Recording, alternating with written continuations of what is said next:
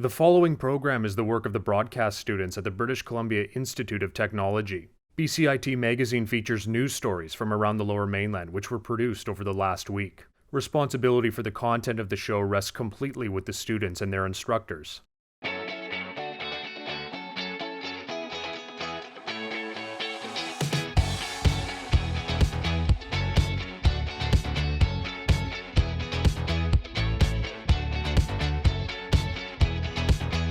Coming up on BCIT Magazine, a quick draw debate over gun bans. Helping the homeless find jobs.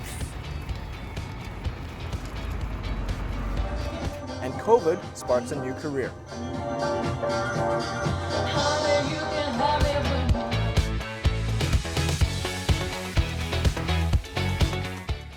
Welcome to BCIT Magazine. I'm Leda, Omid. And I'm James O'Hara. Lots has been happening in the news.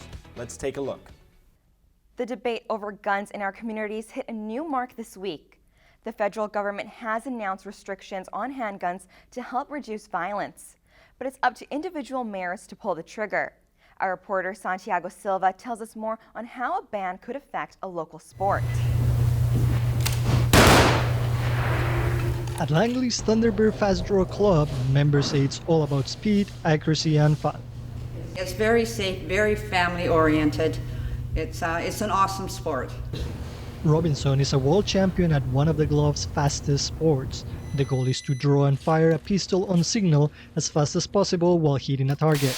Shooters use wax ammo and blanks to help keep people safe. But a new federal law might put an end to the club sport.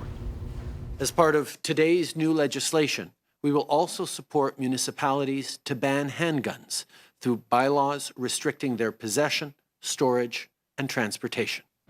The mayors of Vancouver and Surrey have promised to ban handguns if Bill C-21 is approved. Surrey's Mayor Doc McCollum said in a statement gun violence has been a scourge in the region and that he wholeheartedly supports a handgun ban. Meanwhile, Mayor Stewart tweeted he will be drafting a bylaw against handguns since they have no place in his city. But the Thunderbird Club president doesn't believe a ban would solve the city's gun violence issues.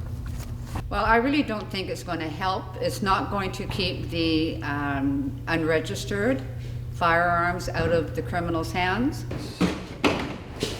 Club member and Surrey resident Jacob Alger is one of the shooters who would be affected by this measure. On a regular basis, many of us compete internationally around the world, and it would greatly reduces Canada's ability to place on the world ranking. But Alger says there are many pushing back against the ban. The Taxpayer Federation has already stated that they are against it, as well as the chiefs of police from all across Canada, including the one in Surrey. For now, the club will have to wait and see if their sport will live to shoot another day. Santiago Silva in Langley for BCIT Magazine.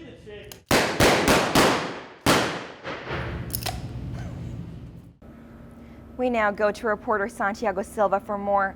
Santiago, what would happen if a gun owner disobeyed the ban under the proposed law?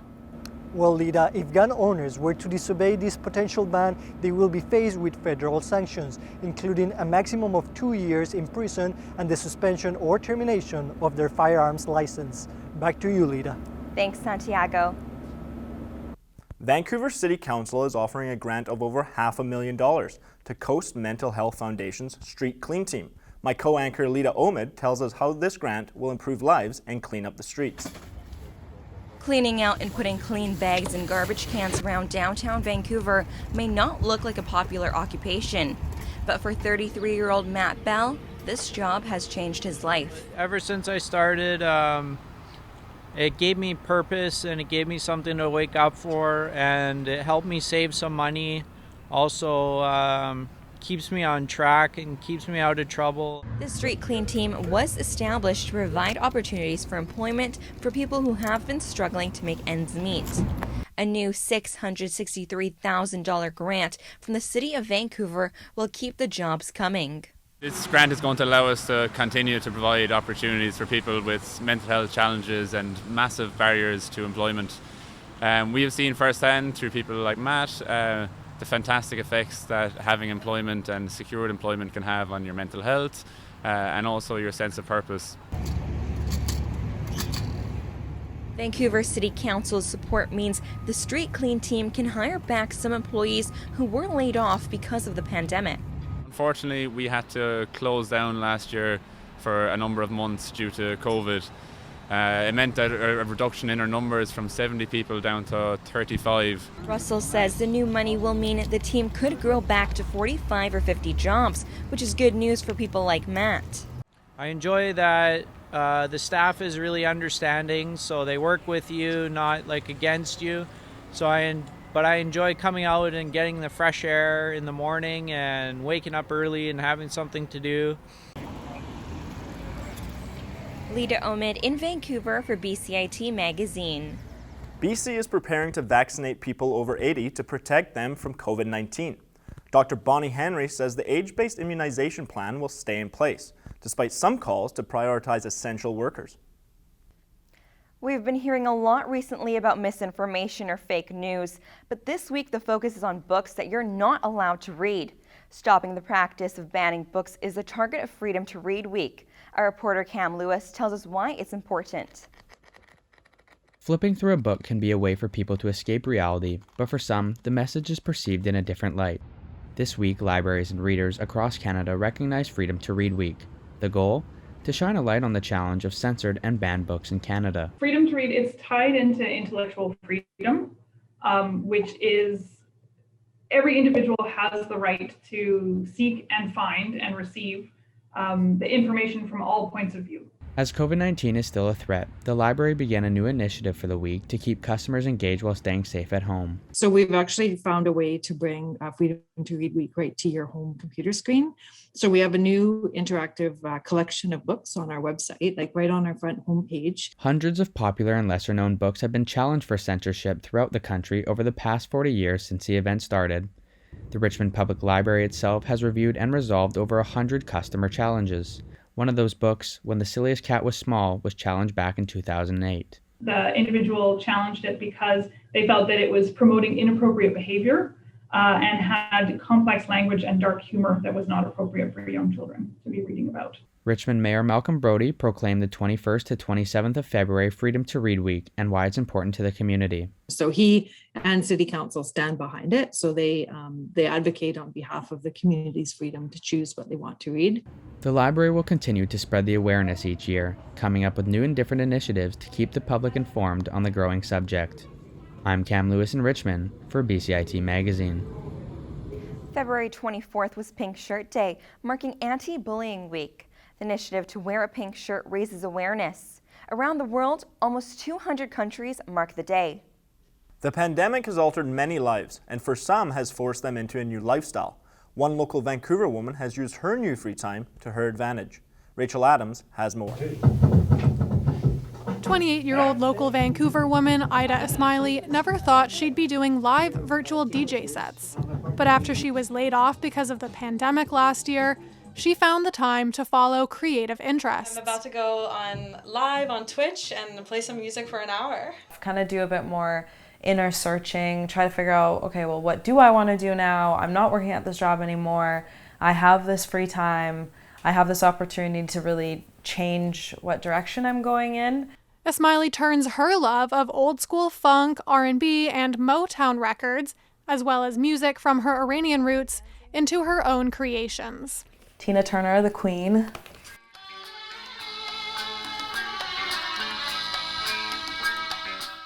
Ismaili says that focusing on creativity has helped her anxiety and mental health.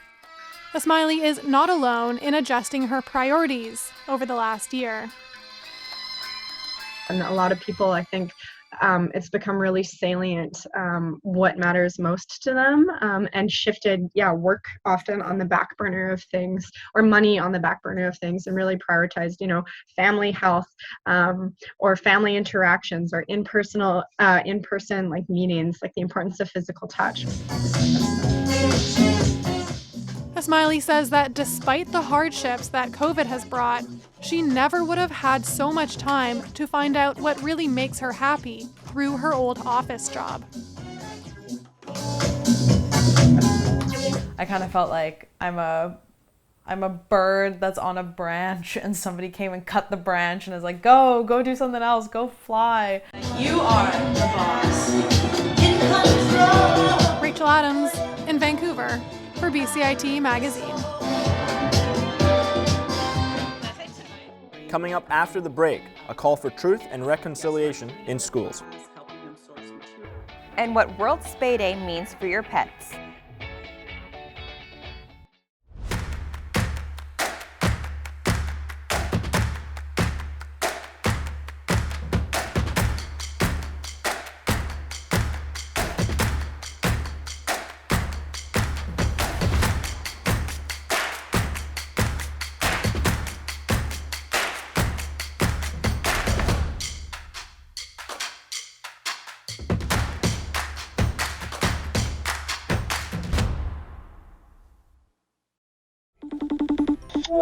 Hey Sam.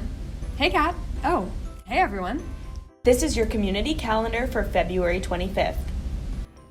Looking to paint your days a brighter shade? Check out the Isolation Art Show until March 28th, an exhibit a year in the making artists have spent illustrating the emotions, creativities, and challenges during this pandemic. Looking for a new hobby or just want an excuse to work with Drake? Check out Vivo Media Art Center's online music video workshops until March 11th. The 12-hour workshops are sure to land you your first Grammy. Get into the St. Patrick's Day spirit with virtual game shows, music and dance, and cocktail hours at the 2021 Vancouver Celtic Fest. It'll definitely be a good time to grab a pint and tell everyone to virtually kiss me, I'm Irish. And that's all for your community calendar. I'm Sam Serraglio. And I'm Katarina Szulc. Thanks for watching. Welcome back to BCIT Magazine. One educator is calling for greater inclusion of Indigenous culture in post-secondary schools. Our reporter Chantel Tanaka sat down with Corey Wilson to find out how institutions can go beyond providing Indigenous awareness and history. Hi there, my name is Chantel Tanaka, and today I am joined by Corey Wilson.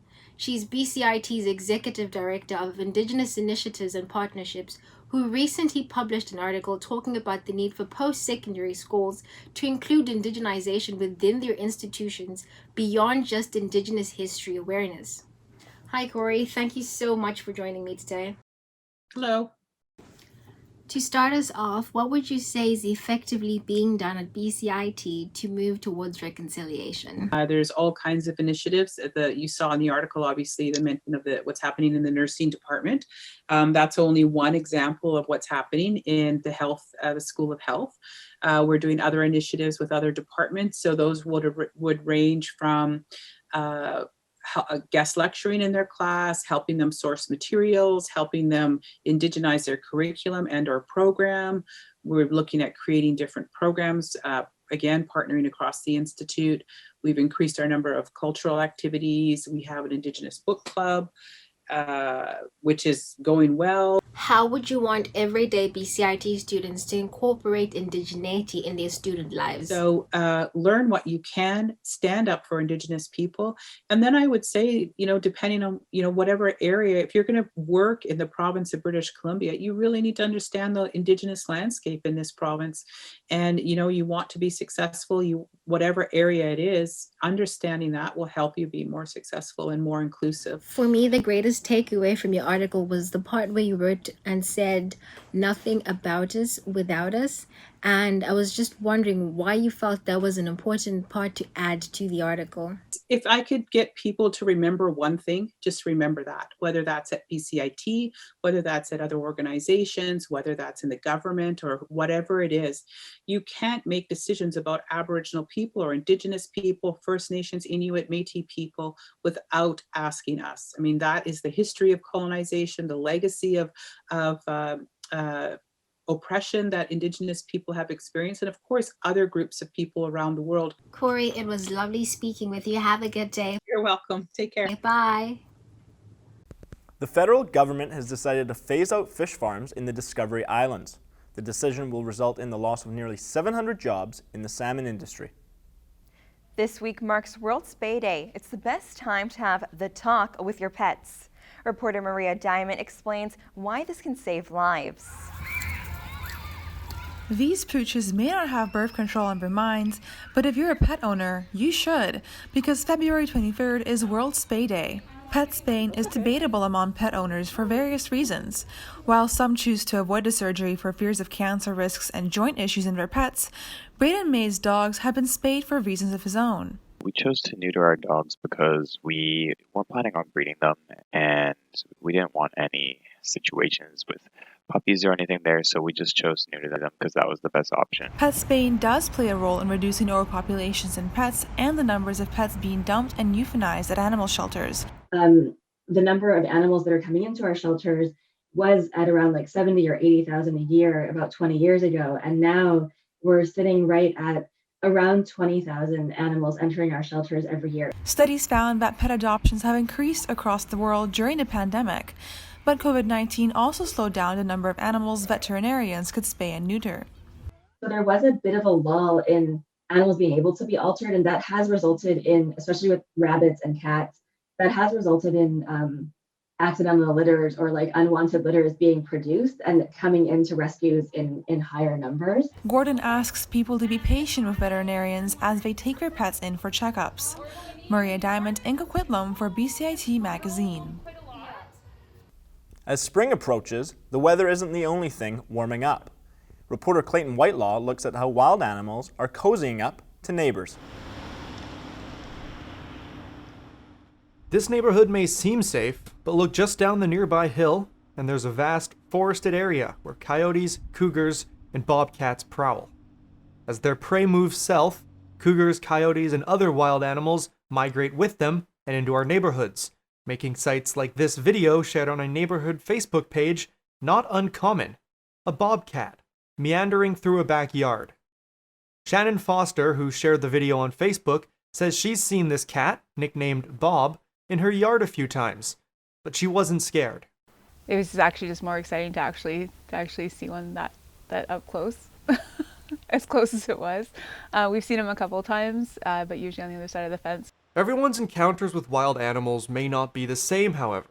If you do encounter one in a more vulnerable position, there are many ways to protect yourself. So what you want to do is you want to try to make yourself as big as possible. You want to be looking them in the eye the whole time. Never, try to take your eyes off of them. Back away slowly. Give them room to escape if they want. If you have pets, keep them inside at night. With dogs, make sure they're always on a leash. And with outdoor cats, that you have a general idea of where they are at all times. And with many schools and playgrounds being located near or around forests, it's important that parents teach their children how to protect themselves.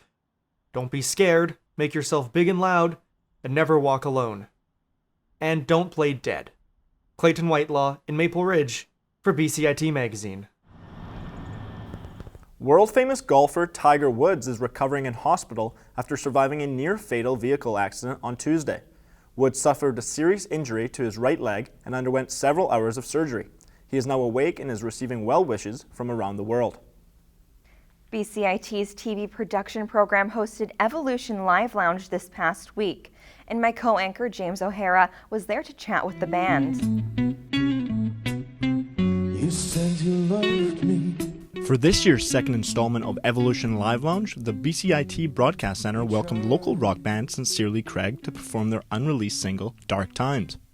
It's a track the rock trio says makes a lot of sense right now. It's pretty relative for everything going on right now, but it's kind of written in a way that it's what the listener relates their dark times to, and getting out of it yourself, and just finding your own ways to heal and moving forward.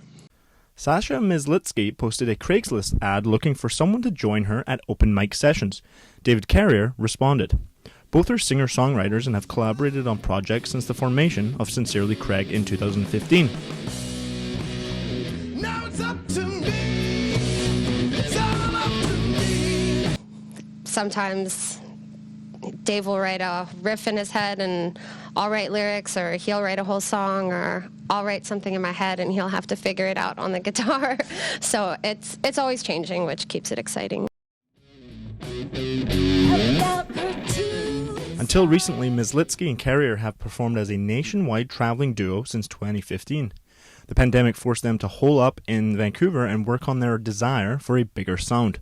Drummer Adrian Oglier recently joined the band, and with the welcomed addition, Sincerely Craig hopes to develop their sound and take the band to the next level. Yeah, he's going to bring us a bigger sound, so that's what we definitely look forward to. Sincerely Craig can't plan a return to live gigs under current COVID restrictions, but band members say they can't wait to play amongst friends and fans once again. I'm James O'Hara in Burnaby for BCIT Magazine. If you have any questions regarding the show, you can contact us at bcit-broadcast.com or bcitnews.com.